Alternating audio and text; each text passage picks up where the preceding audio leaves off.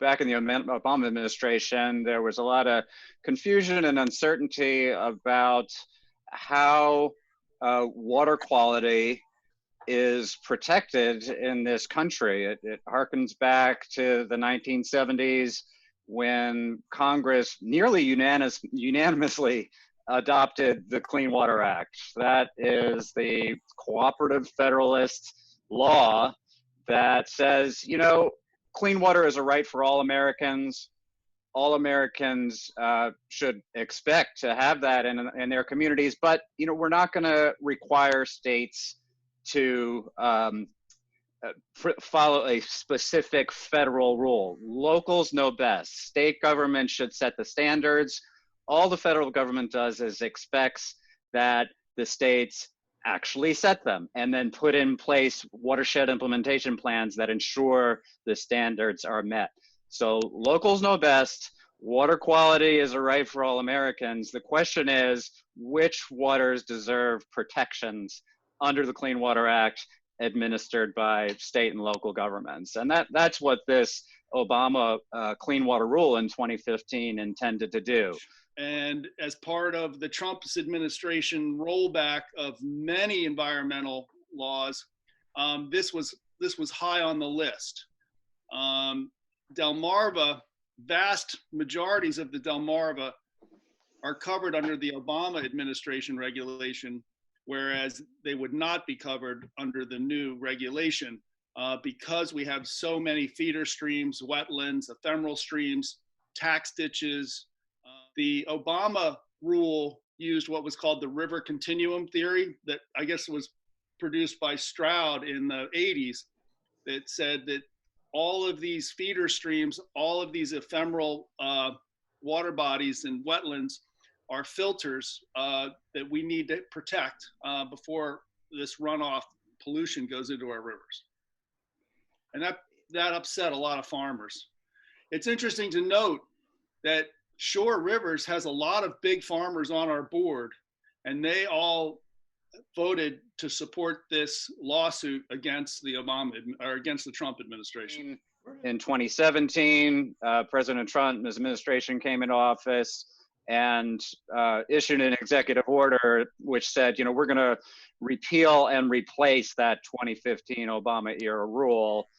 We saw this past October in 2019 that there was an administrative action to move forward with the repeal.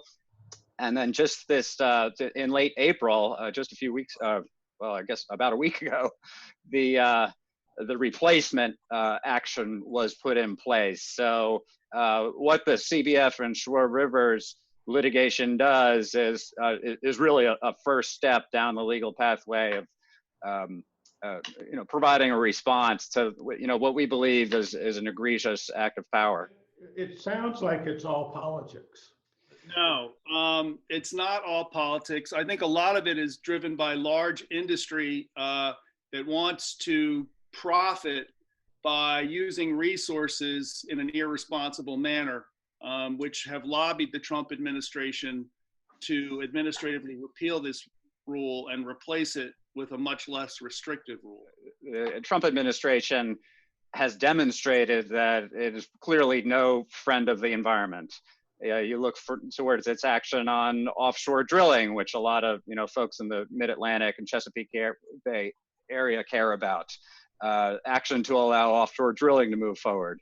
You look at the clean cars rule. The Trump administration is looking to roll back those provisions that make sure that our air is clean and healthy and that vehicle emissions are reduced. Routinely, the Trump administration has been proposing cutting bay restoration by 90%. Year after year, they make that proposal. The Bay delegation gets together and fights back, and actually we've increased investment in bay restoration, which is a great thing. So, you know, politics or not, you know, we look at the actions that the Trump administration is taking, and we're fighting back. You know, many of the restoration projects that have been paid for by taxpayer dollars could be at risk if this new rule isn't overturned. I mean, ShoreRivers has put in millions of dollars worth of stream restoration, you know, conservation drainage projects, wetland restoration that could theoretically be plowed under if this new rule goes into effect. Here's what else is at risk. You know, there's about 41 million acres of land area in the Chesapeake Bay watershed, 1.5 million acres of wetlands. We have a non-science-based definitions of wetlands now. Wetland protection is at risk. The states have cooperated under the Bay Agreement to restore 86,000 acres of wetlands. And now we have a non-science-based definition of wetlands. So the interstate partnership to restore wetlands and wetland habitat is also at risk. You look at the economic risks. I mean, we are talking about a $65 billion recreational industry economy, a $2.7 billion commercial seafood economy. You know, all of these economic resources that depend on clean and healthy water, you know, all put at risk by, you know, not having a clear definition of what waterways get protection under the Clean Water Act. You know, ShoreRivers never could have taken on this lawsuit by themselves. The resources of the Chesapeake Bay Foundation being built over the last 40, 50 years have been a real advantage to our area. And it's great to see the environmental community working together to put our best possible foot forward. Well, you know, thank you, Jeff. I can't let that one slide because you know my work and our work at the foundation is all about cooperation, and we are stronger together than we are apart. So it's a village, and all of the constituencies represented by all the environmental groups and community groups out there that care about the health of our cities and towns, the health of our farms, the health of our waterways.